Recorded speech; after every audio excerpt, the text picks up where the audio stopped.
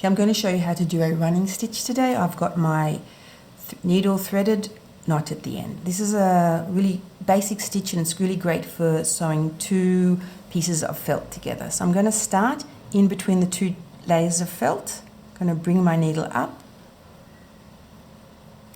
and it's a great way of hiding the knot. As you can see, I've just drawn a very soft line on the felt, and it's really great for beginner sewers if they've got a line and helps them see where their stitches need to go. So when I start the running stitch off, I'm just going to do a back stitch, which is just going to put my needle a little bit forward on the line, and I'm going to go back basically to where I started. And that's just a great way to anchor and secure your two pieces of felt together.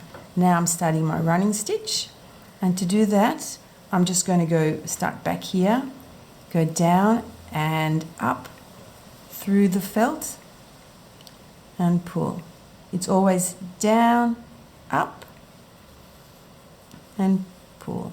And I try to always keep the stitches even by just going, what's that, about 1/4 of an inch in front, and pushing the needle up the same amount. For little kids, you might just want to have your work on the table and just tell them as soon as they feel the needle touch the table, they want to pull their thread up through the felt. Table. Okay, there we go. Now I'm just going to show you how to end your running stitch, and you end your running stitch in exactly the same way you started your running stitch. It's with what I call a double back stitch. So I'm just going to turn my work around. I'm going to go backwards and forwards, and I'm just going to do another stitch on top of that, just to make sure it's very, very secure and it keeps your two layers of felt together. And to end my thread, I'm just going to put it through the needle, through between the two layers of felt, and that's just a nice way of hiding your thread.